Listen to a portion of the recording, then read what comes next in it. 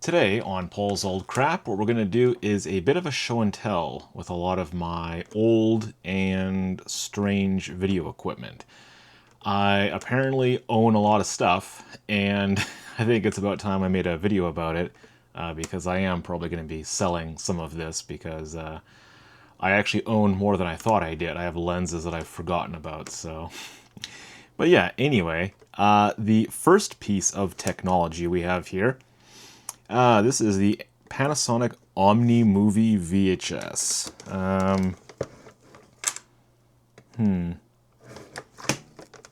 Not sure if there's an actual proper model number on this unit. Not really that I'm seeing. But this is a full VHS camera. Let's see. I think I require power to eject this. You know what? I cannot. Oh, yeah, because the eject button is powered. So now this does not have a functioning battery, but what I do have is the power adapter. And I bought this for a really weird reason, and that was to take this to random places and film VHS footage. And I accomplished this by having a small portable power brick with a power inverter in it, and then this can plug into it with 120 volt AC, and I can technically use this as a portable video camera. And it's bizarre, and I mean, I didn't pay much money for this thing because I mean I wasn't willing to spend a whole lot of money on a VHS camera, but that is what I did with this. I went to some creepy old abandoned cabin with this camera and filmed a bunch of footage, and it's still on the VHS tape with this camera. I have not figured out which one of my old computers is going to be able to pull that footage off of the camera, but yeah, I'm not sure if this oh yeah, okay, so I think I do have the composite video output, so this could go directly into some sort of capture device. I don't have anything that works on a modern computer. I do have some of my old, like, I think my Mac G4 Tower has a capture device or something like that, so that's one option to, to get the footage off this, but yeah, other than that, I mean, this is essentially a useless camera, but I had a particular desire for something of this era. And I mean, like, you know, big shoulder mount VHS cameras. I think they're cool. Maybe someday I'll have like a broadcast type camera for fun, but it does not seem like an effective use of my money. But moving on. This is a VHS-C camera. So VHS and VHS-C, my understanding is it's basically the same thing, but VHS-C is just a compacted version of it.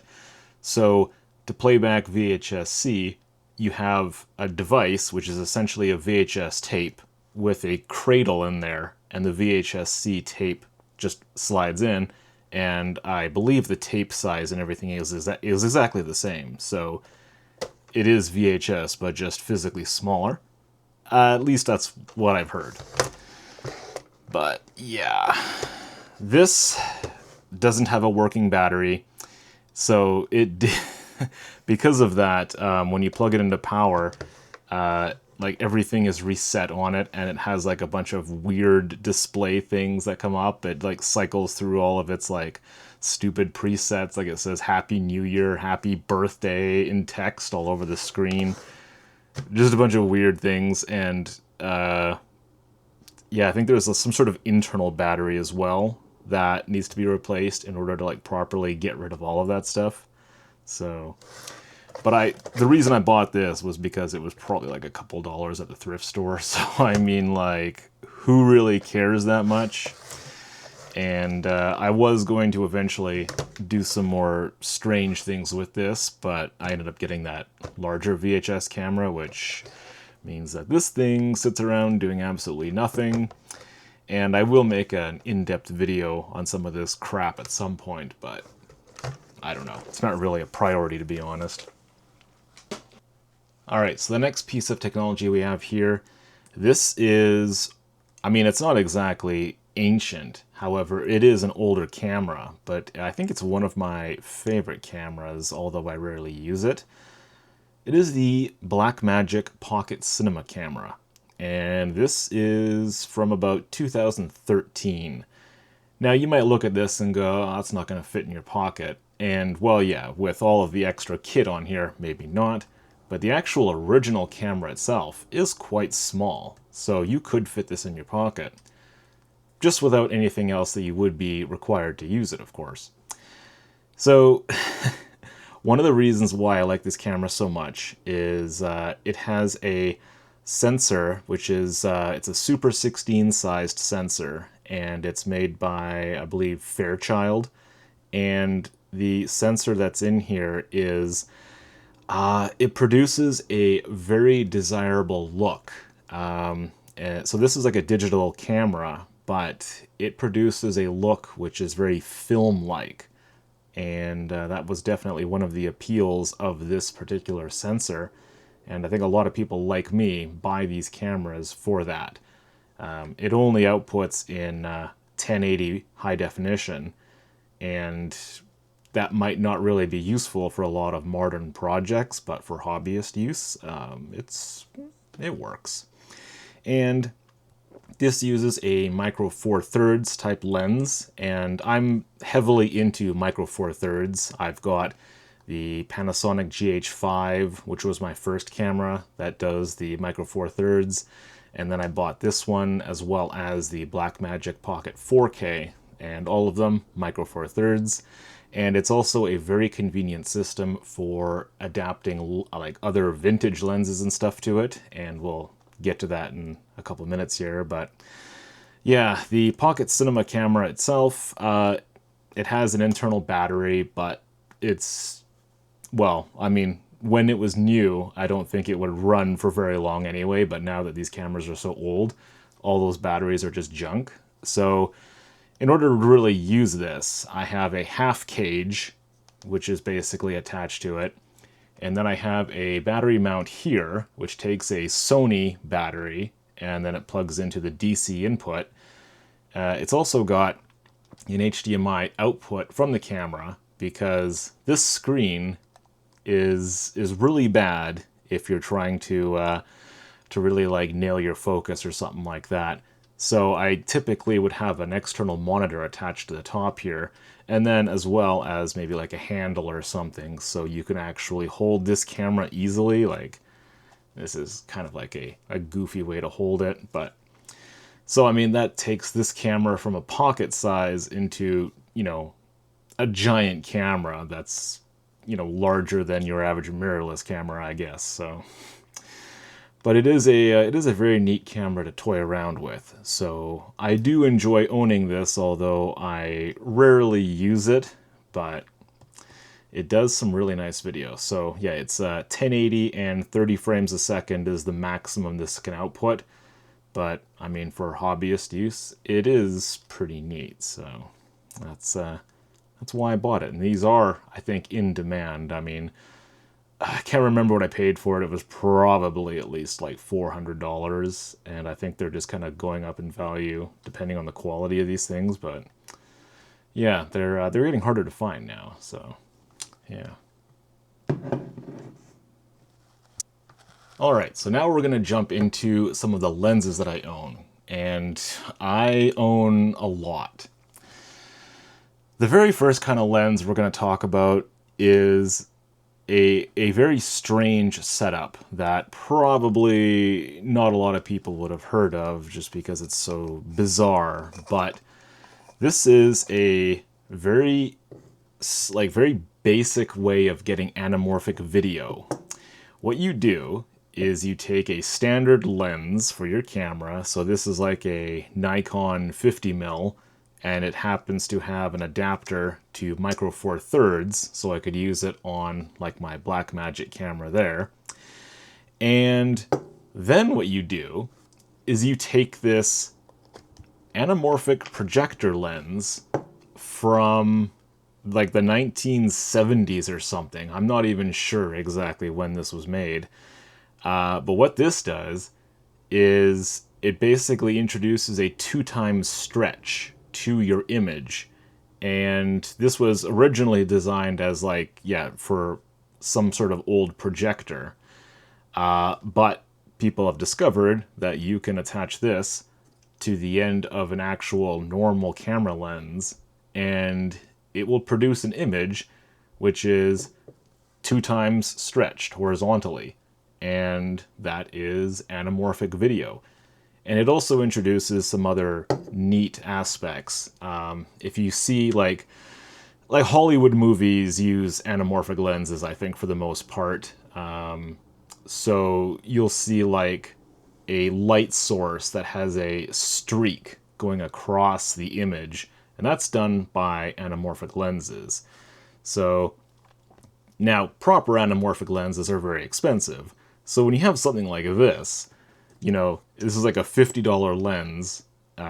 It's a vintage lens, but I mean, not particularly one that's in demand. But yeah, this like ancient projector lens here, this is probably worth $150, $200 maybe.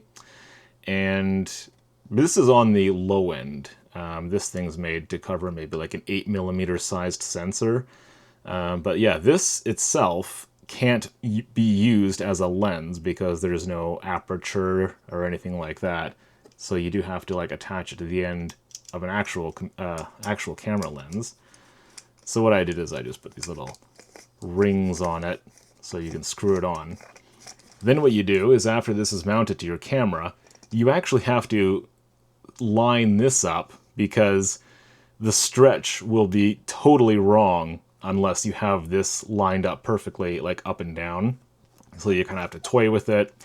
And then the real annoying part is there's a focus control on your main lens. However, there's also a focus control on the projector lens.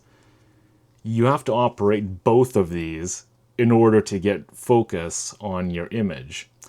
Now, I mean, if you're doing extreme budget anamorphic, that's probably not a huge deal for you. It sure beats paying thousands of dollars for some anamorphic lenses, but yeah, like I toyed with this a few times, but it's not something that I'm ever going to practically use for anything. So I am going to eventually sell this to someone who, you know, might actually want to play around with it. What I did instead, my wallet regrets this, but I went out and bought actual anamorphic lenses. Now, these are also not very expensive compared to what you could be paying for anamorphic lenses. So this isn't an old lens. Like these were introduced maybe only like a few years ago. I can't really remember. But yeah, this is a budget brand. It's called Sirui, and this, for example, is a 24mm anamorphic lens. And this does everything that this did, but with a single focus, and it's all one lens. So the price difference, this 28mm or 24mm, I want to say this was probably like $1,000 Canadian. I don't know. I don't want to think about it because it's depressing. But I do have this in Micro Four Thirds mount. They do make these for all different types of cameras, but I specifically use Micro Four Thirds. And I have two more of these in different sizes, and I use these on my Blackmagic Pocket 4K camera. And the image these produce, combined with the Blackmagic cameras, I really like it. I don't know if it's really worth the amount of money I paid because I don't do any commercial use with it, but the video quality is very good for, for the equipment. So, yeah. But enough about the crazy anamorphic stuff. Let's get into some of my real old stuff. This lens is from a company that I guess is called Ingenieux. It's a French cinema lens, and this, I believe, was used on French cinema cameras back in like the 1970s. This is a zoom lens, 12 to 120 millimeter, and it uses the most bizarre mounting system that I've ever seen. It's called like CameFlex. I don't know. I did try to adapt this down to Micro Four Thirds, which is technically possible, but I could never make this like system work properly, like having all of the focus line up. I guess it's just basically the distance from the lens to the sensor. It was not made to do this really, but yeah, this is a very nice lens though. For like, I was using it to get a vintage look paired with my original Blackmagic pocket camera, and it does make like a very vintage looking like output. But you know, I never use it because this thing is just huge. Like, when you look at carrying around this tiny camera, like, the lens is so many times bigger than the camera. And when you've got the lens attached to this camera, you have to be very careful about the way you support it, because this is a lot of weight sitting on the end of this camera. So from a practical standpoint, I never get around to using this because it's inconvenient to haul around with me. So yeah, I am in the process of trying to sell this lens though, because even though it's neat, I never use it. Yeah. So now we're going to look at some of my oldish lenses, and the first thing we're going to look at is actually the lens that I had attached to my Blackmagic pocket camera, and it is the SMC Takumar 50mm 1.4 lens, and this gets a pretty nice image with a really nice background separation because it is a pretty fast lens, 1.4, and it's a vintage lens. I bought it on eBay. I can't remember how much it was, but there are certain versions of these lenses that I think have like partially radioactive glass, and that introduces a certain visual aspect to the image, which is kind of high in demand, but those are more expensive, and I don't want radioactive lens in my house. So yeah, but yeah, this lens is attached to something called a speed booster, and this speed booster for a Metabones is very specifically designed for the Blackmagic camera. And what this does is it's basically an additional piece of glass that sits between your sensor and the lens, and it will kind of like, how to describe this properly, it makes this lens faster, and I believe it also improves the crop of the image. So to kind of get what I'm talking about here is the sensor size on the Blackmagic camera produces a crop of 2.8 times compared to a full frame lens. Now, in comparison, the Panasonic GH5, which is also a Micro Four Thirds camera, has a crop of around 2 times. So if you put if I'm understanding this correctly, if you take a 50mm lens and you put it on a Panasonic GH5, it's equivalent to about 100mm because of that crop factor. And if you were to put that same lens on this, it would be so much more because this is a 2.8 times. So to kind of help with that, you get a speed booster. And this particular one, I believe, does... I can't remember the spec exactly, but it might be like a 0.6 times crop modification. So it takes the 2.8 times crop factor of this sensor and reduces that. So I don't have the actual numbers with me, but That's kind of my understanding. But it also takes this lens from a f1.4 down to maybe, I'm just guessing, but maybe like a 1.2 or something like that. So that will actually kind of like increase that separation between like the background and the foreground when you're using this lens wide open on this camera. So that's why I've got this particular combination set up like this. So yeah. And I do actually have another, well, I do have another one of these speed boosters that's designed for other Micro Four Thirds. This one is specifically only for the Blackmagic camera because that inside part sits so close to the sensor where if you put this on my GH5, you'd actually touch the sensor and cause a lot of damage. So yeah, I do have another one of these for putting these onto other Micro Four Thirds cameras. So I'm rambling a lot about stuff, and like I'm not even that knowledgeable about cameras, but yeah. Now, let's jump into some other lenses we have here. This is a Nikon lens. This is a 105mm 2.5, and it is a vintage lens. I bought this for photography purposes because I believe this particular lens was supposedly a pretty good vintage zoom, or not zoom, but like I guess maybe consider it telephoto. I don't know, but yeah, this was supposed to be a pretty decent lens.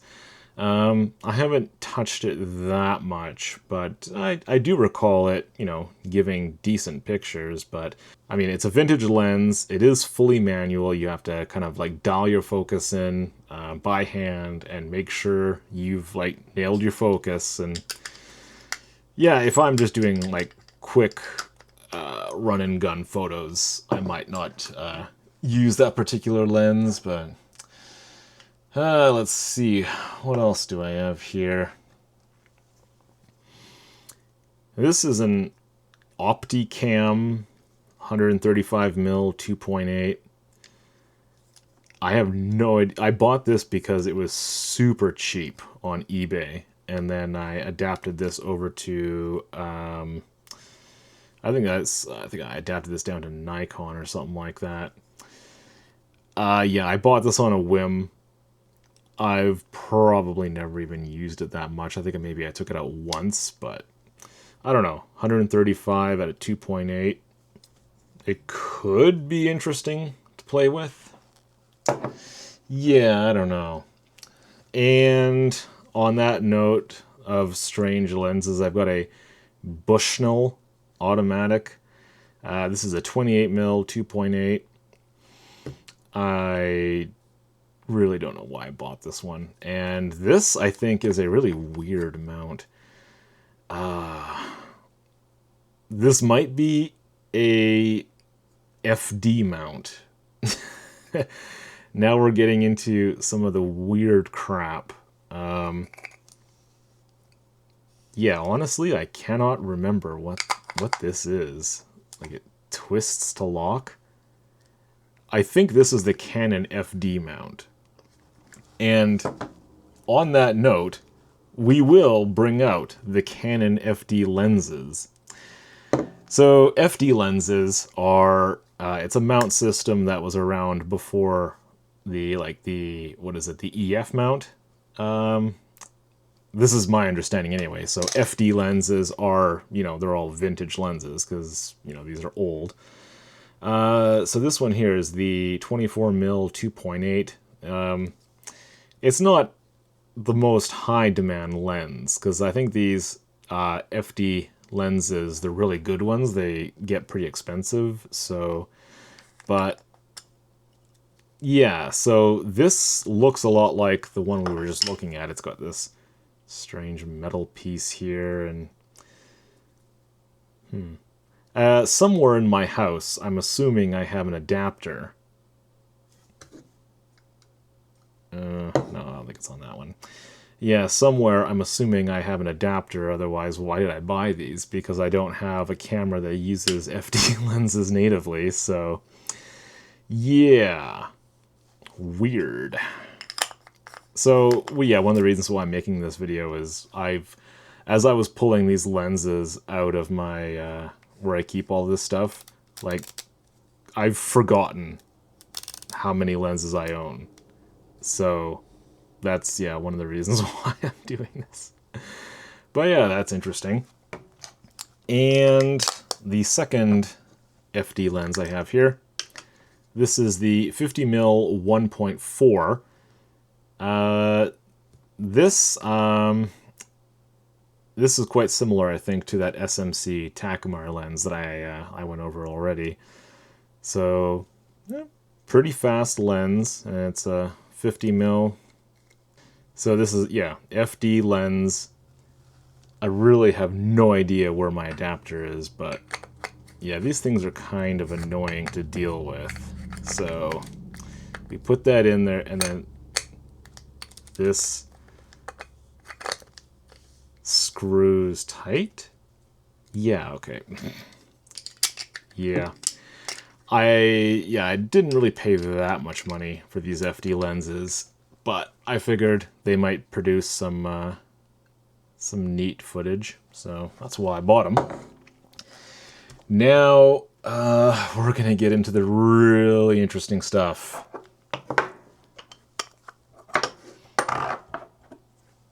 Yeah, okay.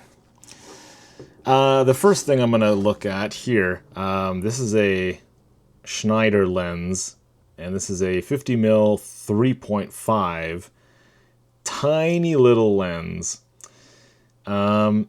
This uses some really weird mount system, and it's probably one of the only lenses I think that uses this mount system. I can't remember. Like, I don't know. It says something strange on here. I don't know if that's even what it is, but yeah, like this is like someone's 3D printed lens adapter to Micro Four Thirds. Basically, in all of eBay, there was one person selling an adapter that took this lens to anything usable. And the reason I did this is this lens was on a film camera that my dad used for years as I was a kid. So he was shooting photos on that thing through like the 80s and the 90s. And I think before that, I think it was his father's camera. I think. I'm not entirely sure. So, yeah, basically after he eventually changed cameras, he gave that camera to me. And, you know, I'm never going to shoot film. So what I figured what I would do is remove the lens and adapt it to something that I could shoot video with. And yeah, this lens adapts down to Micro Four Thirds. And I haven't really had a chance to play with it yet, but yeah, like this is a really old lens, and I'm thinking it might actually produce some interesting vintage video. So that's why I have that. Now, the rest of these are all, I believe, Russian lenses. So I don't know what they're called. This one I do. This is the Helios 44-2. This is a fairly popular Soviet lens because the bokeh effect that it produces when you're shooting with the aperture wide open, it makes the background have like a swirl effect. So that made this a popular lens. Like, it wasn't supposed to happen, my understanding. I think the history of this lens is they were copying a German lens. Now, I can't remember who they were copying, but like this was back when, you know, East Germany and West Germany was a thing. So the Soviets got their hands on some German lens design, and basically they replicated it, but they did something strange, and it basically made that background bokeh effect have a strange aspect to it, and I think that's the only reason why people really chase these lenses now. So this is a 58 millimeter f2 lens, and there's many variations of this lens, and this is one of the cheaper ones. There's a symbol in here that you use to determine which factory actually produced that lens, and this is one of the least expensive ones. I think this was maybe like $60 or something like that, but yeah, there's more expensive versions of this, and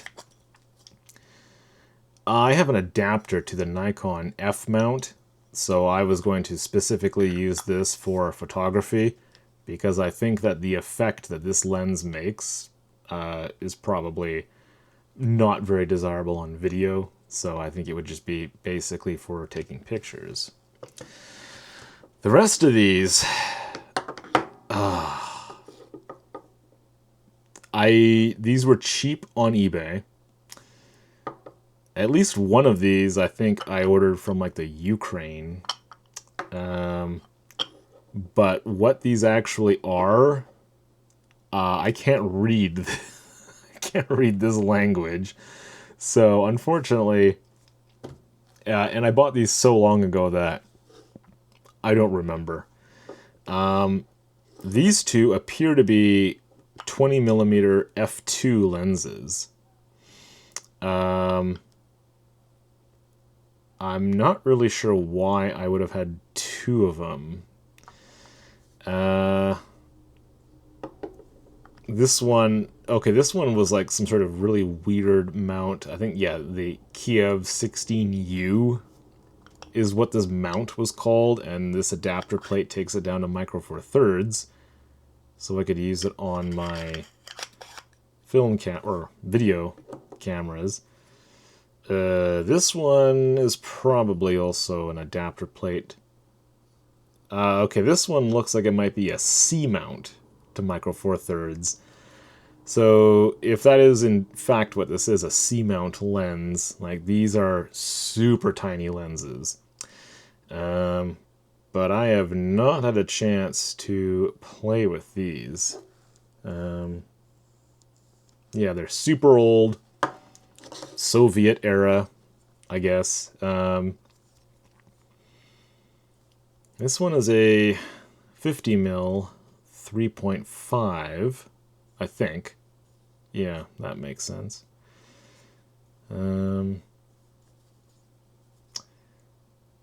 This might be micro four thirds, I would assume. But yeah, unfortunately, oh, there we go. Yeah, that still feels kind of good. Okay, it goes wide open. I kind of went on a shopping binge on eBay for these old vintage lenses, and I did so under the impression that I was actually going to get out there with my video cameras and shoot a bunch of stuff, but yeah, I don't know, it didn't really happen. So some of these lenses I haven't really played around with much, but there's not like a whole lot of value in these, so I'm probably just going to keep them. Some of the other stuff, the more expensive lenses, yeah, the Ingenue lens and this anamorphic one, both of these I will be selling. And I'm done buying lenses. So all of these are basically my vintage or my odd lenses. I own probably twice as many lenses than what I showed you here. The rest of them are either my specific photography lenses, you know, they're not super old, and they're not super interesting as a result. So, like I was mentioning with this anamorphic lens here, I do have two others from the Sirui set, the 50mm and the 75mm. They're not they're not vintage lenses. They're anamorphic, which is, you know, I would consider it to be an odd type of lens because the demand for anamorphic stuff probably isn't that great, but I mean, it's a very specific use case. But yeah, most of the other stuff I have is just standard modern lenses for my Micro Four Thirds cameras, or they're basically just my Nikon lenses for my photography camera. But I think that covers all of my vintage stuff. So yeah, I don't know why I went and bought a lot of this stuff. It's just so much. But I don't know. I'm pretty much a camera nerd, and at some point maybe I might cover some of my other more modern equipment. I have a pretty nice Blackmagic 4K setup, which I primarily use to do my anamorphic video. There was really no reason for me to invest all the money into that, but I did it because I like playing with that stuff and it makes really cool video. But yeah, anyway, I figured I would just do a show and tell, and I'm going to put these all back on the shelf, and they're going to sit there until I'm bored enough to take them out and try them out, I guess. So anyway, I don't know. Thanks for watching.